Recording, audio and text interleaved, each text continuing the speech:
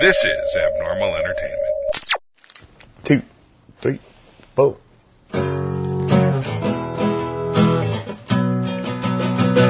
Walked into the tunnel just to find the light. Hunted for old demons, looking for a fight. Looked up at the stars, seemed to go forever.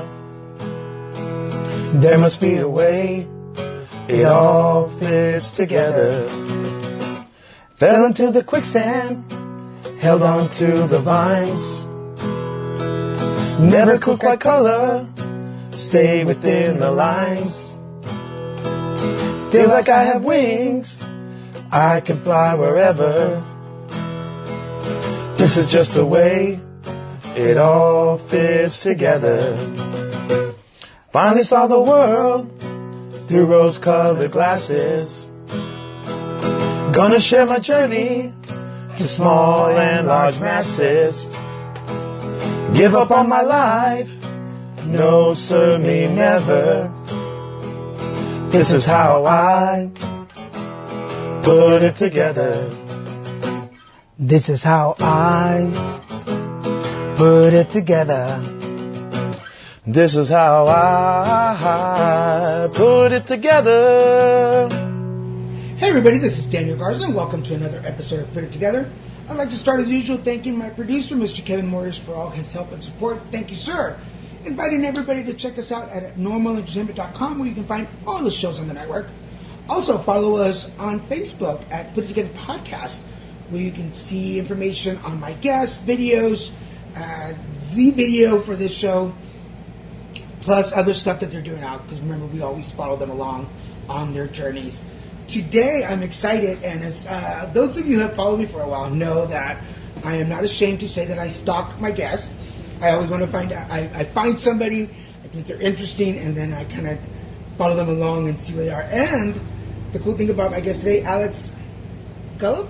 Gallup, okay. like the poll. Like the poll? Oh, there you go. I always forget to ask guests about their last names, and then I always chop it up when I start. But Alex, I found you because, well, first of all, we're both in the marketing brand ambassador business. Yep. So you've known probably more about me than me about you for a while. Good old Daniel Garza. Yeah, the OG of the PA world. So they say. And I don't mean for the people listening, like, oh, how cocky. No, I don't mean that. It's just that we have like 20,000 people on the page. You're everywhere. Yeah, your name's everywhere, all over Facebook. But I saw a video of you playing a song, and we'll get into that in just a minute. And so I was like, I stalked you back, and I'm like, I gotta find out who this guy is, and then really like connect. And then I realized that you were from Dublin, California. California, Dubtown, baby. And my boyfriend, for those of you who have been followers of the show for a while, you know Christian. Christian is from Dublin, his family. So I was like, well, now I definitely got to interview this guy. So I got to go find out where he is. Cool. It's kind of a small town, small city, I guess. But it's so beautiful up there. Oh, yeah. For people who have not been to Northern California, I have pictures of Dublin and the hills. It looks like it's painted. Yeah, especially after it rains and it's all green. It's like yellow most of the time during the summer and all that, but right after it rains, it's all green and it looks like Ireland. I think that's why they named it Dublin? Yeah. Oh, it's beautiful up there. And it gets cold in the nighttime, which is nice. Yes. You don't have to run your AC at night. We've been up there, yeah. When we were up there, his parents are older now, but I just loved it. It reminded me of like the rural sides of Texas, just kind of calm and fresh. I know most people think of Texas and you're like, it's cool. Yes, there are cool places in Texas. Yeah, well, Dublin actually was kind of rural growing up. It was kind of like fields and hills and cows and stuff like that. And it's now it's built up to a much bigger city. But even like my mom grew up in Dublin as well, and it was even more barren when she grew up there too. So yeah, it's been cool to kind of see the city grow as I grew up too. Yeah, and as I got here today, we were talking, I'm going to have to run your mom's name by Christian. Yeah. We probably know each other. Well, yeah, my whole family's from that area, so generations, so they might know somebody. Yeah, maybe somebody's uncle there. Or own cousin or something. Some were connected. Yeah. That would be the topper. Like there's some kind We gotta of find that connection. Yeah. Ah. And There's all of a gotta sudden, be something. If he's from Dublin, there's gotta be something. all of a sudden we're cousins-in-law or some Yeah. shit like that. But let's get started with your story because I'm really interested in finding out who you are, and you are going to play for us before we leave, right? I could play something. All right, cool. So, Alex, tell us how you put it together. So basically, grew up in Dublin, California. Went to high school, Dublin High School. Started doing the video bulletin, which was like a class, and that's what kind of got me into film production. We would plan out our films, and it was like a weekly news segment for the school. So we would produce a weekly news segment, and that's what got me in, taught me how to edit and shoot and stuff like that. And got a close relationship with my multimedia teacher, who allowed me to rent the equipment for free. So I started my own film production business in high school. So I would do like weddings or music videos or stuff like that. I would advertise on Craigslist and just say, hey, I'm a 17-year-old kid, have access to some pretty good equipment, I know how to use it, I'll give you a really good price because I am young, you're taking a chance on me. And I would pick up gigs here and there and then just rent the equipment and go do the gig. And that was like my business through college, basically. Wow. So played lots of sports growing up. I was a windsurfer, a football player, baseball player, basketball, all that. And then decided that I wanted to play football at the next level in college. It was kind of between football and baseball, and I felt like I had more looks in football, more of a shot, so I decided to go with football. That took me to Sacramento State for 2 years, where I had a lot of fun. Big school, big program. I was playing football with my best friend, running my business, doing music videos and stuff like that. Wasn't getting the playing time that I wanted because it's a Division I school, and I was playing tight end at about 6'2", 215, which, if you know anything about football, that's a pretty small tight end. So all the guys around me were like 6'4", 6'5", 250, and I'm just like the little guy trying to survive in there. So I decided I was going to transfer down to Azusa Pacific because they were recruiting me out of high school, and they were still interested after a couple years in Sac State. So came down to APU and finished out down here. I was a film student, so I wanted to be closer to LA and all that good stuff too.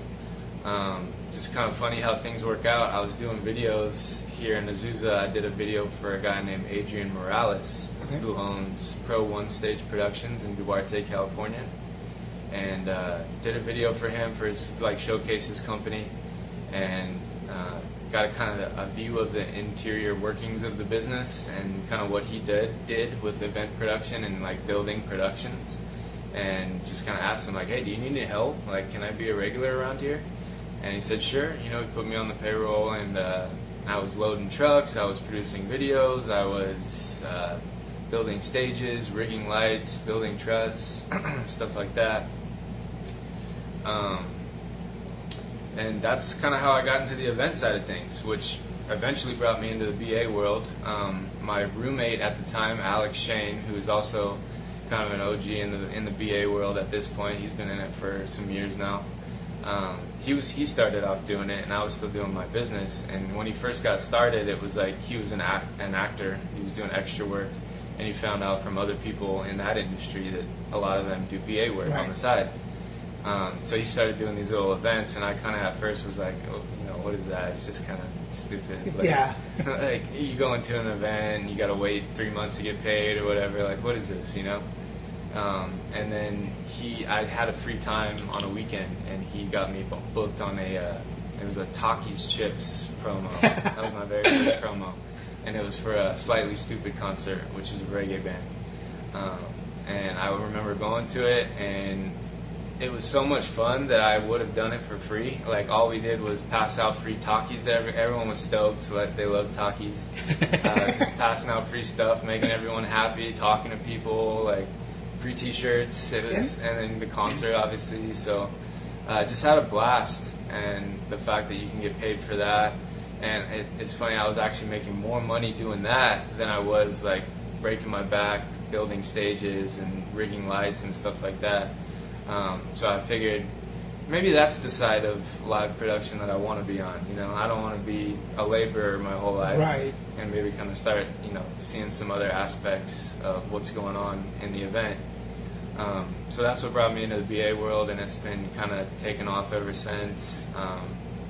I feel like since this is an industry where a lot of people are kind of doing it on the side, you know, working towards something else, if you just do like the basic stuff right, you can be really valuable in this industry. Yeah. Like if you show up on time, if you, you know, reply to emails, if you can talk to people on the phone, if you can talk to people in person, just, you know, basic traits that a lot of people in this industry, they're kind of like, you know, it's my side job, I don't really care. Right. But if you're one of the people that actually just, can I say, gives a shit? Yeah. If you actually just give a shit a little bit, people will notice, and you'll get rehired, and that's kind of how I've been able to keep steady work coming in. But let's break down some of this whole story. Yeah, that was kind of a lot. Yeah, but it's really great because, may I ask how old you are? 27. Okay, you're young still, so yeah.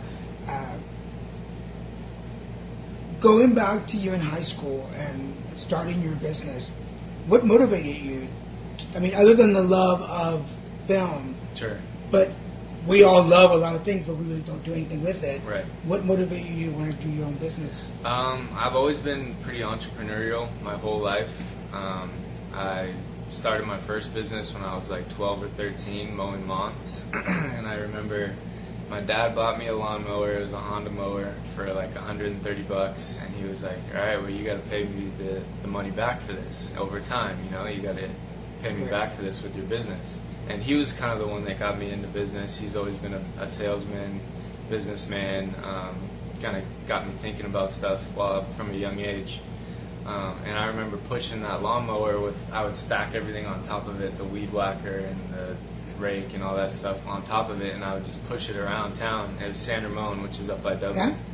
Okay. Go door to door and just say, hey, you know, I'm a kid, I'm looking to save money for a car, just want to mow your lawn if that's possible. I would do like $10 for the front, $10 for the back.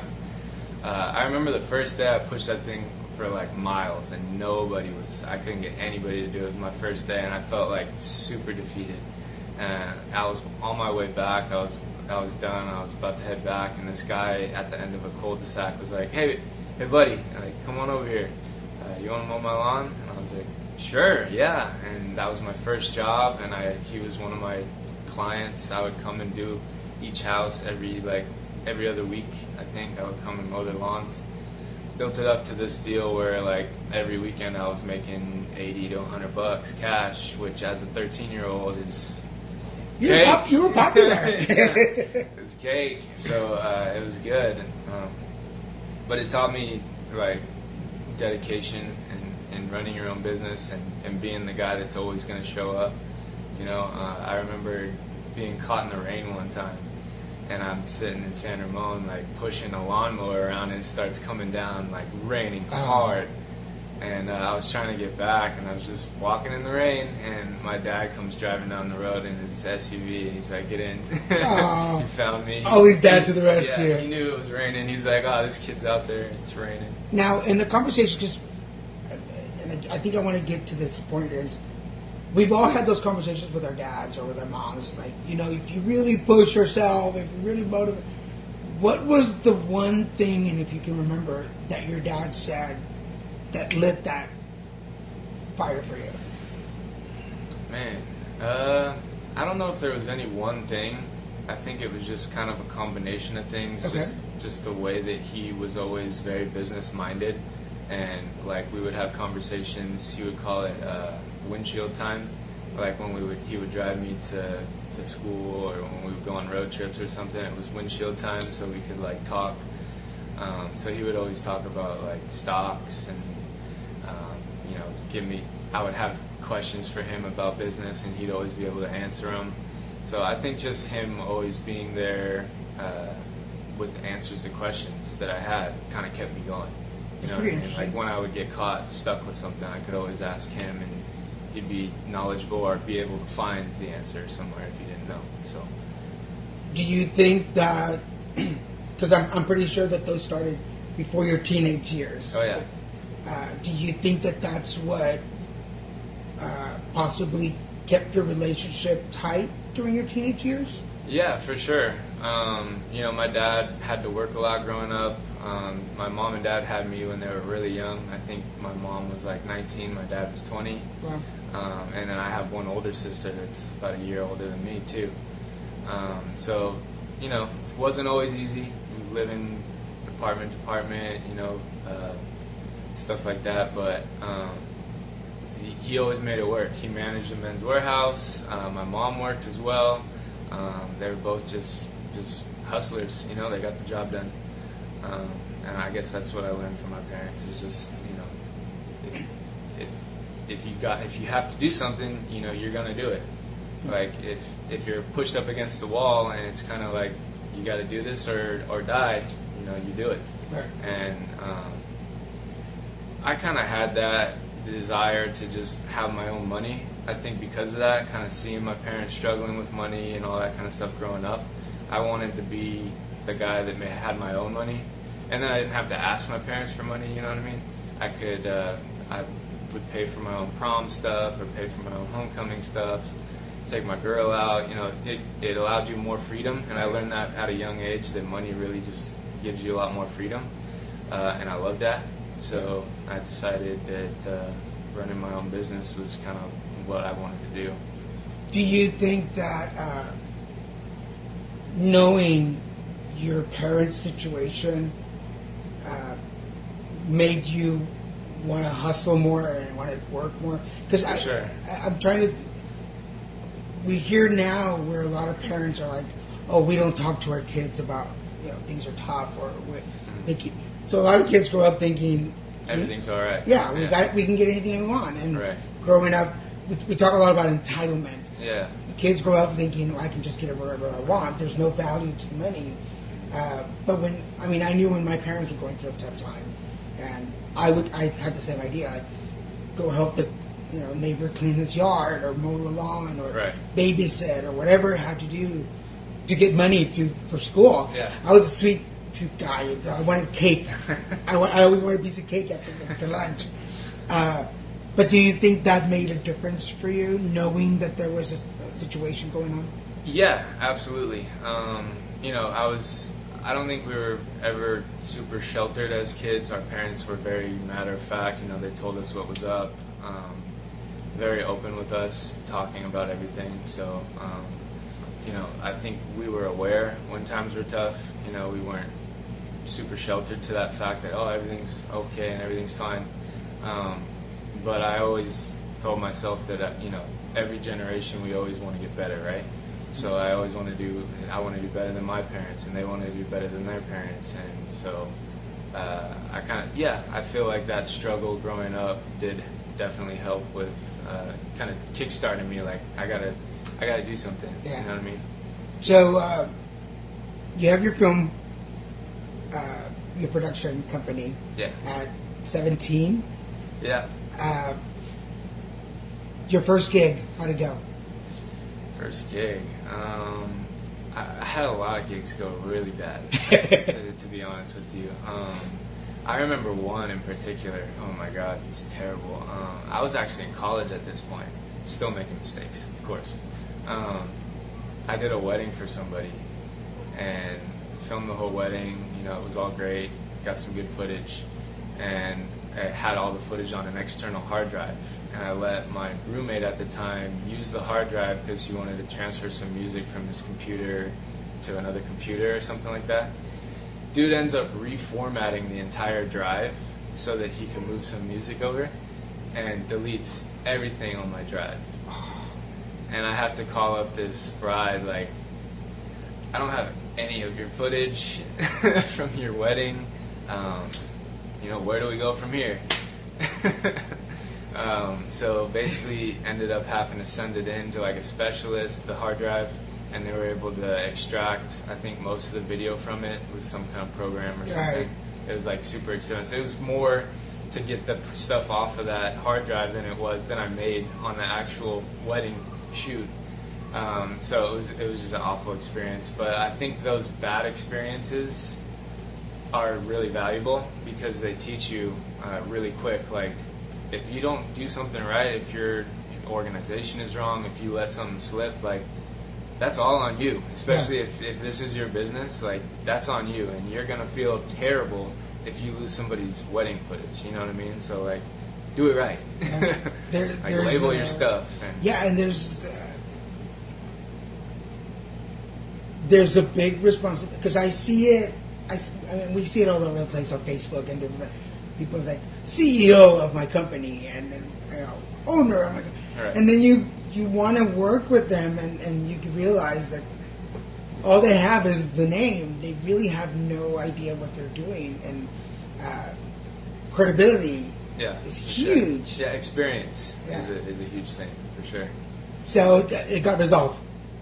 Well, so basically I got all the film back. I think at this point they were kind of just like, send me all the raw footage, send me what you have now, because they didn't want me to, they obviously didn't trust me at that point. So I think I just sent them all the footage, and they went to another editor or something and figured it out. So, but there were more gigs to come after that, and it was a lesson learned, and definitely won't be making that mistake again. But I'm glad that you brought up your mistakes as you're like when I asked you about your first gig, because not everything goes right the first times. Or the 5th time, or the 10th time. Like, there's always stuff going on, especially with the film side of things, because there's the business side where you have to, meet the people and sign the contracts and discuss money and all that. But then there's the technical side, and if you're the guy, you have to do both. So you have to make sure that you're on top of it, that the camera's running at the right point, that it's white balance, that the audio is on, that the microphone is turned on, that it has batteries. And I've had a couple instances where I've been filming and then I realized the microphone's not on, or it needs new batteries or something. So I missed some of the audio from what they're saying, and it's just like it's super frustrating. But I know exactly, because I've been sitting. It's recording right now for everybody. Like, it's recording. Oh, good. But I've sat through whole conversations. Right. An hour of show. I didn't push the record. Yeah, and I get home and I'm like, where'd it go? Right. And all I got was like the first 5 minutes. You just have that sinking feeling in your stomach, like, oh my God, this is destroyed. Because especially in as you're learning right now, and as my followers know, I have no script. Everything is off the cuff. For this show. Yeah. The only question that's always standard is, how do you put it together? That's the name of the show. So there is no set questions. I just go with whatever the story is. Mm-hmm. So you can't recreate that spontaneity in a second shot. Well, and imagine recreating, like, we could essentially, if we had to, like, redo this interview. But I can't ask a bride, like, hey, can you walk down the aisle? I missed it. I gotta shake a shot. Can you just take pictures and we're gonna Photoshop them into? Let's just do another take. Yeah, just run it again. We don't have to get all the guests back. Just a couple of them. Yeah. So, at what point do you start, or because you go to college, your goal was to be I think sports soccer. At the time, I wanted to be a football player, go as far as I could with that. I kind of always figured that I wouldn't go pro, just based on my size and stuff like that. And also just learning as I got older, kind of the injuries with football, and deciding that I had some other talents that I could use that would probably extend my life. I could probably go to, like, the D leagues, or like a Canadian league, or a Europe league or something, and try to maybe scrap my way into like a practice role in the NFL or something like that. But I felt like for my body it wasn't worth it to put my body through that. I was already getting some injuries, so I think my goal for sure was to be like a video producer or run my own video business, which I was already doing. But it's kind of interesting to see that through school it's transitioned from video production to pretty heavily event production. as well as maybe in the last 2 or 3 years, I really noticed that my strength is in sales. And kind of going back through my life, I realized even with my business, I think my heaviest strength was in acquiring new customers and signing them and doing, the business side of things and selling myself and my business. But yeah. Well, there had to be, even though your life didn't take you through the sports world, there had to been things that you learned while you were on the teams. Sure. Discipline, responsibility. Discipline, responsibility, accountability, being the type of person that someone can rely on. Leadership, being able to lead a team and lead by example. It's a huge deal. I'm gonna throw this one in there because I think it's one of the lessons that, as we transition your story to moving to LA, I think one thing that a lot of people forget is that there's teamwork in anything you do. Even if you are a one-man business, sure, you're not alone. Sure. You have to work with people. Either you're working with a client, or you have to hire people to work with you. Right. Did your sports time teach you any of that, or? For sure, yeah. Teamwork. I mean, most of the sports I played were team sports. I don't think I'd ever competed. Well, I did windsurfing, which was individual, but I never did like a whole season where I was like a tennis player or a bowler.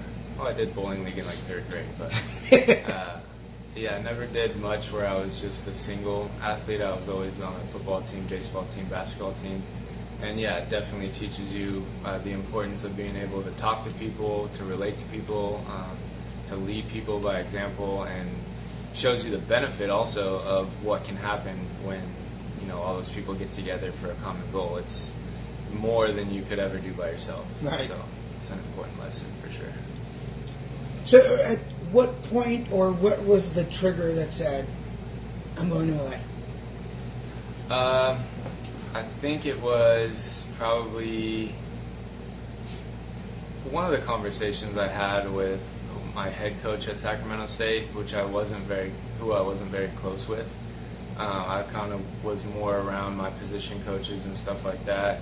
And I think being kind of a smaller guy, I kind of got lost in the mix a lot of times. And I remember talking to him at one point. He pulled me into his office, the head coach, and he was like, I don't know if you're going to get a whole lot of spin at this place. You are kind of small, and I think you're working hard and all that, but it's, with the guys that we got here, it's going to be very difficult for you to get time.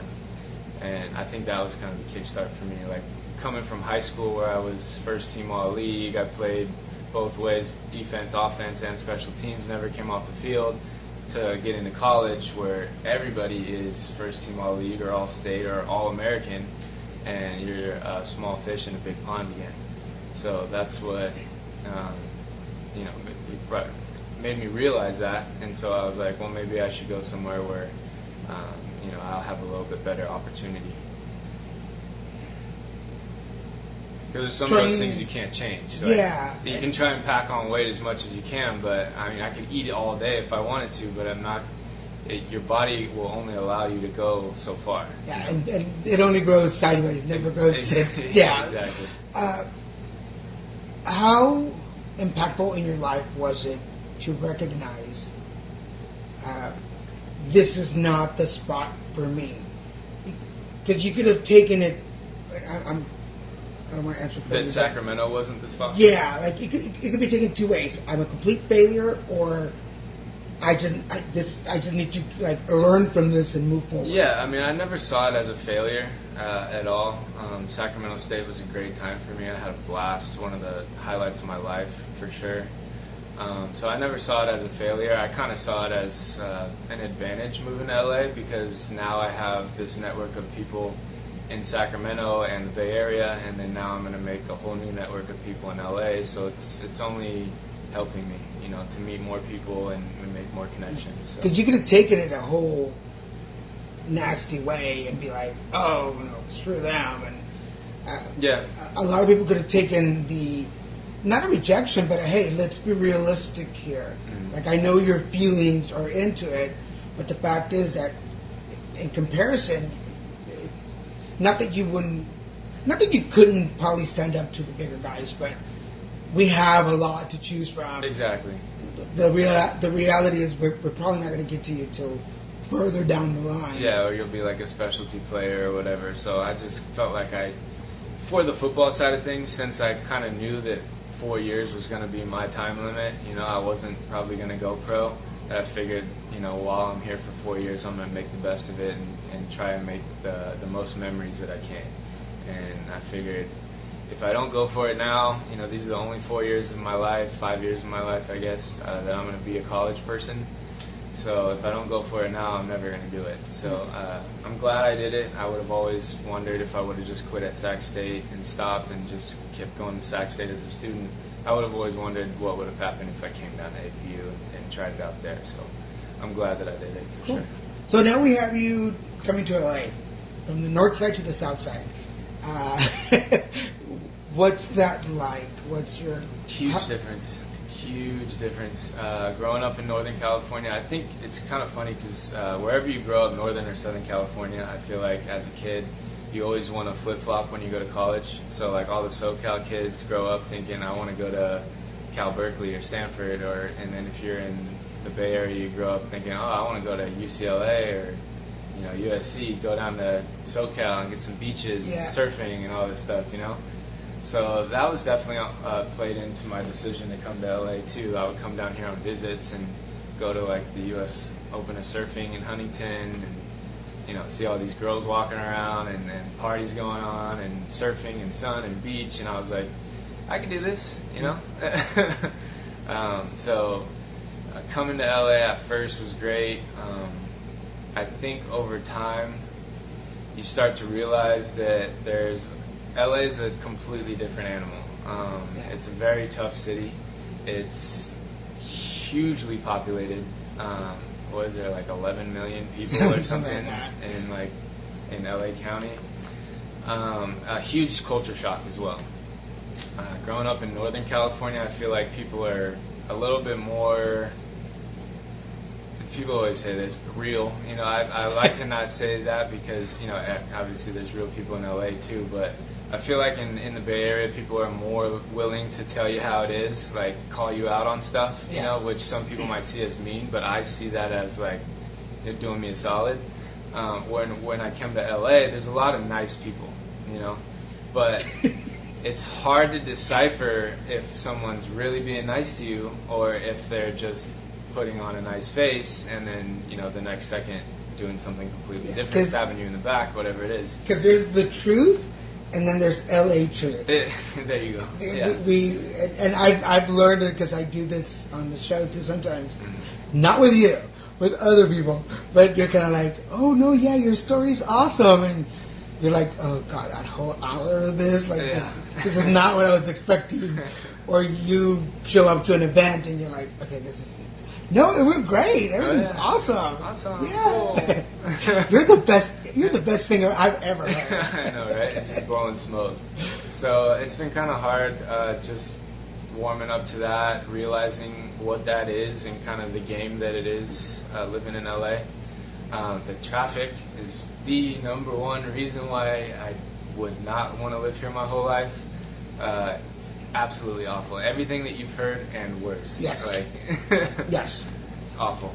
I remember, I've shared this traffic story before, but early on when I moved to Laguna from Houston, I had an audition and they're like, well, what time do you want? I'm like, 4 o'clock? Like, that's a good time. Oh, God. So I had to go, I had to be in Burbank, and I hadn't been to Burbank, so I left early so that I could go walk around and look around or whatever. So my audition is at 4 o'clock, which was like 10 minutes of audition time. And then I'm like, well, it took me like 45 minutes to get here. It'll take me 45 minutes to get home. 3 hours later, and that's with the lunch stop. I had to pull over, get something to eat, to go and drive back. It took me 3 hours from Burbank to Laguna, and I was like, you're kidding me. Like, that was good for me. It was like 6 months in that opened my eyes. Yeah. Otherwise, but yeah, people don't. Yeah, realize there's times where you just like don't go places because you're like, it's gonna take me 4 hours to get from my house to LA or to the coast. Like, I'm not gonna do that. Or when people visit and they're like, "Hey, could we go here?" And you're like, "Yeah, sure." What time do you want to go? About 4. You're like, "No." They're like, but it's only 20 miles away. They're like, and you're like, yeah, I know. I don't move my car between 3:30 and 6 o'clock. Right. So yeah, you learn the schedule. And it's kind of funny that every freeway is a little different with their schedule. So the longer that I live here, the more that I learn. Like, all right, the 210, if it's in the morning, between 6 a.m. and 11 a.m., I don't want to go west on the 210. But if it's between 2 and 7 p.m., I don't want to go east on the 210. And so everybody out there, anywhere listening, every horror story you've ever heard about freeways in LA. All that and more. Yeah. Absolutely. Yeah. It's parking lots. It's terrible. Yeah, I always say that if we had like food vendors on the side of the freeway, they would bank it. They probably would, yeah. I mean, a lot of them would probably end up getting hit or something. People drive crazy down here. And just don't remind me, I crashes, almost had an incident right now, so it's like... Oh, really? Yeah. Yeah, you see some gnarly crashes down here, too. So you're here in LA, and what's your dream? To be successful. That's really it. I feel like I have a lot of different avenues that I could take to be successful. I think part of being successful is probably just having that mindset of wanting to be successful regardless of what it is you're doing. So whether it's sales or whether it's marketing or video production, whatever it is, as long as you go into it with that mindset of like, I'm going to do my best job every single time, then you'll be successful really in whatever you do. So I've seen that, and it's kind of been fun to see my role grow as a freelancer. I like to just call myself a freelancer because I can do a lot of different things, and if you want to book me on your show and you pay me a decent rate, then I'll be there. You know what I mean? So I feel like I can do sales, I can do marketing, I can do film, I can do rigging, staging, all this kind of stuff. So I think that's valuable. A lot of people growing up would always tell me, like, you need to focus, you need to find something and focus on it. But I feel like, especially as a freelancer, the more that you can do, the more valuable you are, and the easier it makes it on yourself. Because, everyone goes through slumps. So even if you're doing a video business, there's going to be months when there's not business coming in. And having the ability to do something else, drive Uber or work for another company, do some different job, that's really helps you stay alive. It's interesting because I was just having a similar conversation with somebody else where, and I consider, I'm definitely not in the younger generation, but I learned, I had a dad almost like yours, like, hey, you need to learn to do this, or grab the lawnmower, or help me paint, or whatever it was that we needed to do so that I could learn how to do stuff. Mm-hmm. When I was growing up, college was not an option to them. It was like, you're going to graduate from high school, you're going to start working, and you better learn some yes, that's kind of how it was for me too. I remember my mom saying, well, if you want to go to college, you're probably going to have to find a way to pay for it, because she at the time wasn't able to help. My dad at the time, they were going through the mortgage breakdown, the mortgage meltdown, and all that kind of stuff, and he had a mortgage business, so he took a huge hit from that. So I didn't have help from my parents when I was getting started in college. I had to go to classes to figure out how to do my paperwork and my FAFSA and get my financial aid and apply for scholarships and stuff like that. Just hustle, do whatever I can, because I knew I wanted to go to college. Yeah. So, and that's, those are the lessons I think that a lot of folks, and I'm not going to say kids, a lot of folks are missing. And the conversation I was having yesterday, the day before, was there's a group of us, and I'll humbly add me to that list, that have learned different trades, that we don't limit ourselves to. Because when I asked you in the pre-interview, like, what title, and we were trying, like, well, freelancer, and I think that's what That's basically what it is, yeah. Yeah, because I do my podcast, I do acting, I do promotions, Right. I do my energy work business.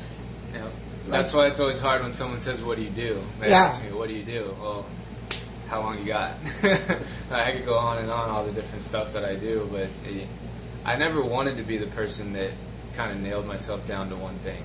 I kind of think that's part of the beauty of being alive, is trying new things, especially being young, trying new things, seeing what you like, seeing what you're good at. So I would never want to just be stuck 9 to 5 in an office job doing the same thing, answering phones or something. You know what I mean? It's really cool that I'm able to have this experience with so many different fields. So you still, you are the owner of Real Productions. Yeah, still going. How does that come about? Well, Real Productions was started. That's the company I started back in. When I was 17. So I've had that for years now.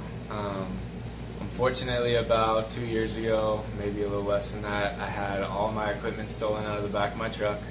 So I was geared up and ready to go. I was going to go work for Square at, what was the music festival? It was the one with like all the classic rockers. Okay.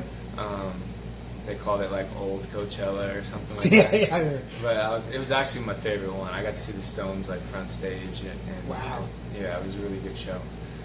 But I was going to be like a BA, production assistant, and then I was also going to do photography on top of that.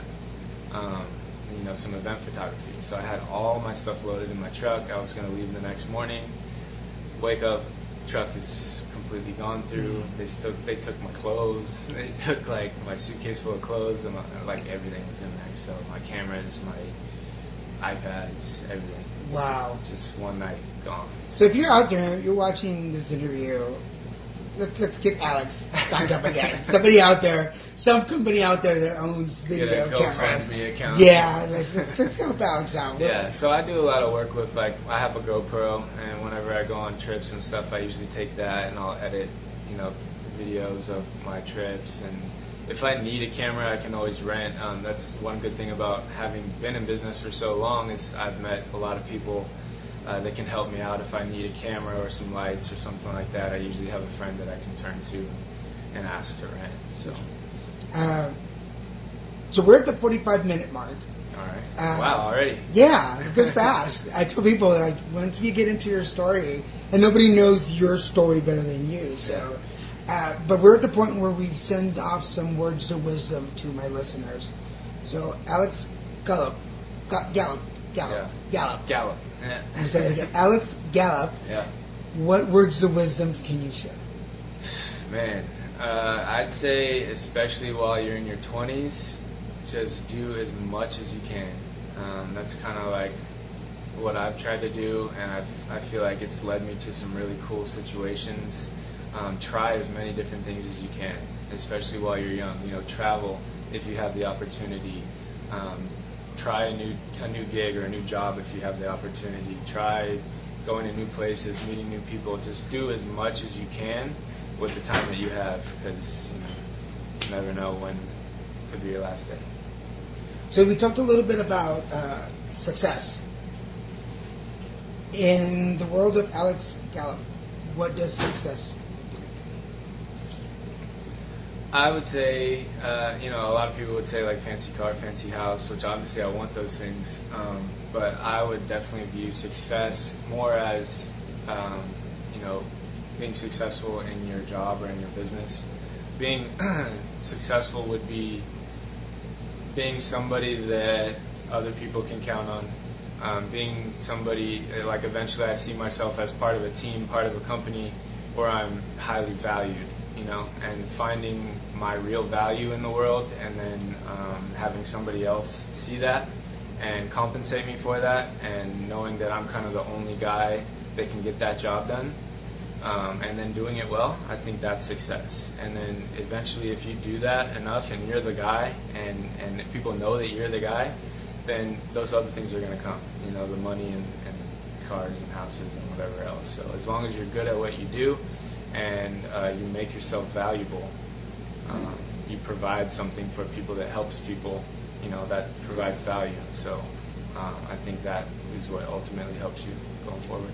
As somebody who started a business really young, and because you've been at it now for more than 10 years, 15 years maybe? Basically my whole life. I remember in middle school I was selling cinnamon flavored toothpicks to make lunch money. I remember that. Those were good. Yeah, my grandfather was in marketing, and he'd always have like extra boxes of beef jerky or cinnamon flavored toothpicks and like individually wrapped. So I remember taking them to school and getting like 25, 50 cents a bag and just making enough to get my lunch money every day. So I've always been kind of business minded.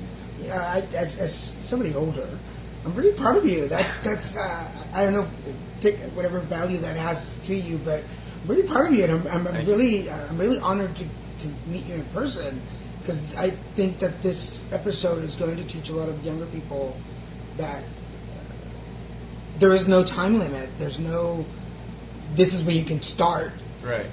Yeah, you can start at any time. It's never too late to start something new in your life or try something new. Maybe if it's a new career, a lot of people are afraid to start at the bottom again.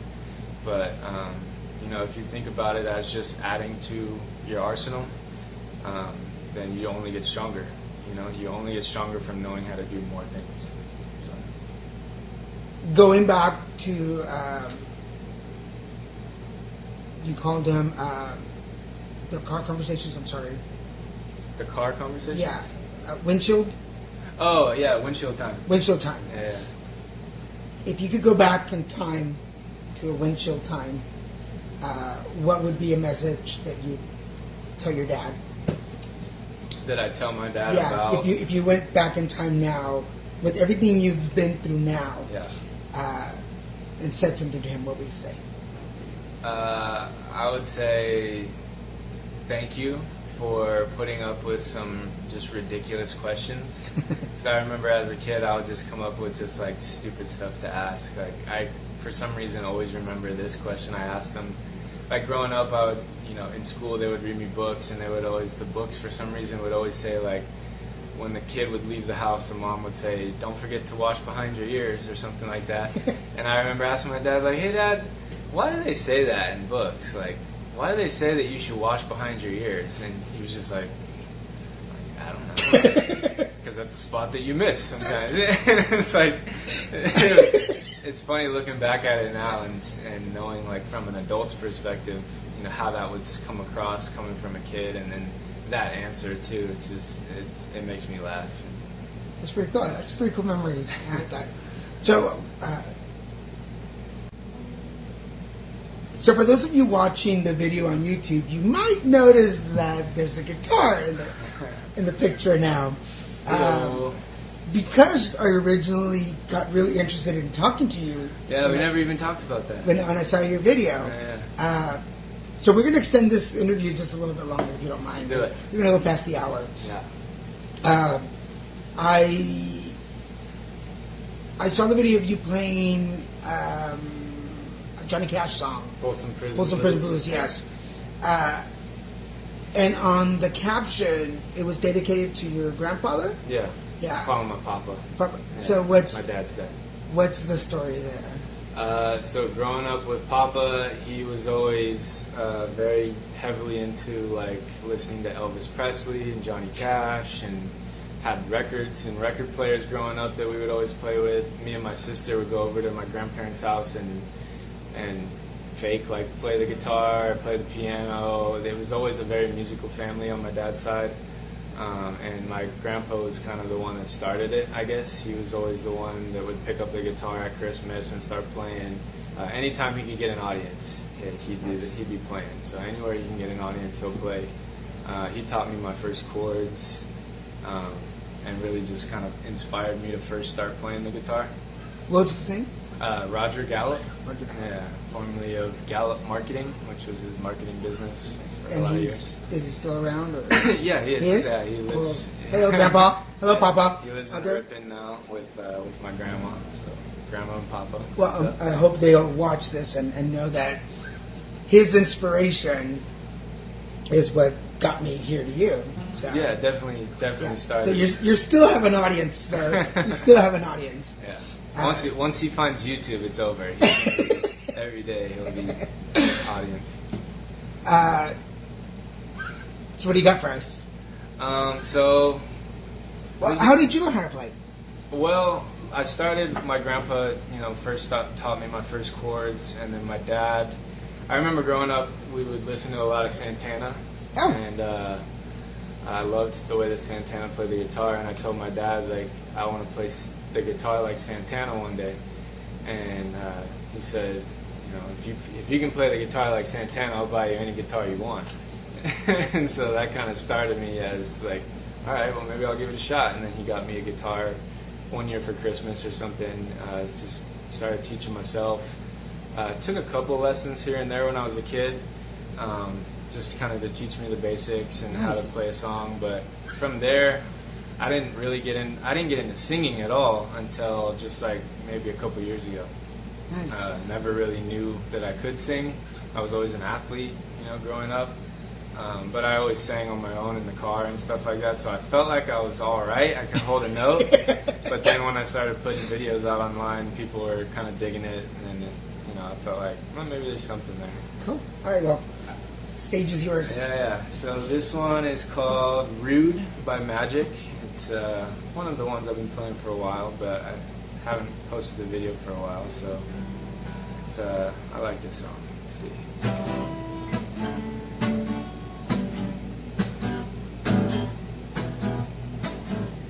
Saturday morning and jumped out of bed, put on my best suit, got in my car and raced like a jet all the way to you.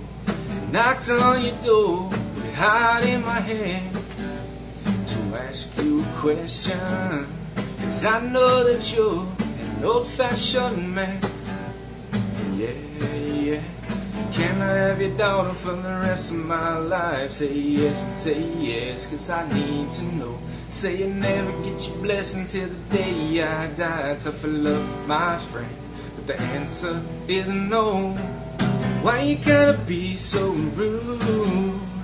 Don't you know I'm human too? Why you gotta be so rude?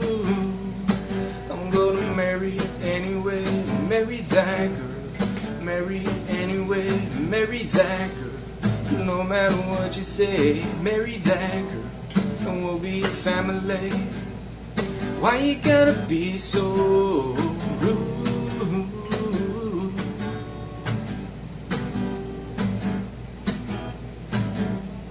I hate to do this, you leave no choice. I can't live without her. Love me or hate me, we will be boys, standing at that altar. Oh, we will run away to another galaxy, If she's in love with me, she will go anywhere I go. Can I have your daughter for the rest of my life? Say yes, 'cause I need to know. Say you never get your blessing till the day I die. Tough love, my friend, but the answer's still no. Why you gotta be so rude? Don't you know I'm human too? Why you gotta be so rude? I'm gonna marry you anyway, marry that girl. Marry you anyway, marry that girl. No matter what you say, marry that girl, and we'll be family. Why you gotta be so rude?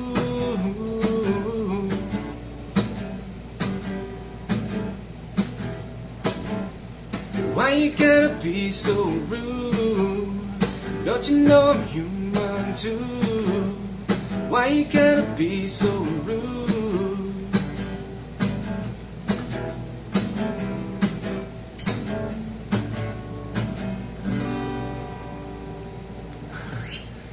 Awesome, bro. Thank you. One of the best things about this job is that first of all, I get to meet some really awesome people. I get to hear some amazing stories, and then every now and then I have like my own personal little show. I feel like it's just for me. It's just for me, folks. I get to share it. But Private it's just for me. concert. Yeah, little serenade for myself. Good job. Thanks. Thank you for doing that. Yeah. Not really warmed up or anything, but I think sometimes that's the best thing. It reminds me of my parents had a ranch in Monterrey, outside of Monterrey, and we'd have cookouts or weekends when we would go visit, and somebody would always have a guitar, and you just kind of start singing. And, right. I think the guitar is one of the most romantic instruments. It can also liven up a moment. Yeah, for sure. Or bring it down. Right. Whatever. What I like about music is that it's like, it's one of the last things in my life that I haven't turned into math, as I say. I haven't turned it into like a job. So like even with football, going into college, I kind of turned it into a job. You know, college football is a grind, but with music, you know, people ask me, they'll see my videos and they're like, well, why don't you try and go for it or try and do more shows and stuff like that? And it's like, well, music is one of those things that still is very like pure for me and kind of like a release. So like I come home and I play guitar and sing, and it's more of just like a feeling than anything else. So I feel like if I start to take it to professional level, then I might lose some of that and kind of get into, well, this is a job and not really just like something that I do for fun and for a release. Yeah, and we all really need that one thing. Yeah. That you can go to and be like, this is not about job, it's right. not about business. It's just relax and feel it and just let it flow. Yeah. Well, we're down to the end. All right, we made it. Yeah. Tell people where they can find you. Tell them a little more about your business before we go. Yeah, so you can find me alexander.gallup on Instagram, Alex Gallup on Facebook, Real Productions, REEL, on Facebook as well. Company is alive and running, and I'm alive and running, so if anyone is looking for help on their next event production, video production, sales crew, hustler, whatever it is, I'm available. Awesome. Say the website again, just so they remember. The website? Your website to your production? Oh, it's just the Facebook page. Okay, It's Real Productions, okay, cool. REEL Productions. So guys, all the information, as you know, will always be there on our Facebook page. I will go hunt down more of his videos and post them on there so you guys can listen to him sing. Yeah, there's stuff on YouTube as well. Probably, I think that's under Alex Gallup as well. You can find it. Sweet. We'll post all that up, and then we'll clip this part of the video and post it on the Facebook page so you guys can listen to it. Remember, it's my personal serenade. You guys just get to share it. This is what's for me. It's all for Dan. Yeah, I don't get these a whole lot, so I enjoy them. Dude, thank you so much for taking the time. I know we worked on times a little bit. We tried to nail it down, but I wish you all the best of luck. Thank you. And again, for whatever it's worth, really proud of you, and I'm really honored to get to know you. You're definitely somebody that I want to keep on my index for a while, because I get the feeling we can work together at some point and do more stuff. Any hellos? Anything to anybody out there that's watching or listening? Everybody. Shout out to my family, my friends. What's up, guys? Now, are your parents still around? Yeah, absolutely. Okay. Yeah. My mom lives in Chowchilla, which is like by Fresno, and my dad still lives in San Ramon. So, Yes. yeah. All right, so mom and dad, great guy here. You raised a good son. And I'm going to pass around that idea of windshield conversations. Windshield time. Windshield time. Remember that, guys. Windshield time. If you don't do it yet with your kids, try it. Parenting life hack. Yeah, I definitely wish I'd had more with my dad. But for those of you who are still young, have your kids, have a little windshield time, and you might have an Alex of your own here. Great talking to you. Thank you so much. You too, man. Thank you. Appreciate being on. For now, everybody, this is Daniel Garza with Put It Together. I want to thank again my producer, Mr. Kevin Moyers, for all his help and support. Thank you, sir. Go check us out at nomorentertainment.com for more shows on the network. There's always something out there new, something for you. If you want to follow me, you can go to Facebook at Put Together Podcast. Find all the shows. Just like me, and you'll get information on notices on the new episodes coming up. Also, YouTube. Look for Daniel G. Garza on YouTube, where you find the videos of the show, along with every other video that I've done. The cancer stories, the ostomy stories. You can find the Spanish show, Mira Mira, on YouTube as well. So go check all those out. If you want to be on the show, please get in touch through any of the social sites. You can find me on YouTube, Instagram, Twitter, and Facebook. And nominate yourself or nominate somebody else to be on the show. And just like Alex, I'll come visit you and harass you until I get you on. Thank you for listening. Thank you, Alex. Thank you. I will talk to you guys next time. This is Daniel Garza saying, hey, put it together. This is how I put it together. This is how I put it together. This is how I put it together. Subscribe to Put It Together on iTunes, Stitcher, and at abnormalentertainment.com/putittogether. Find Put It Together on Facebook and tweet Daniel at Lil Messican, LILMESICAN. And for more podcasts, comics, books, movies, and more, head to abnormalentertainment.com. You've been listening to the Abnormal Entertainment Network.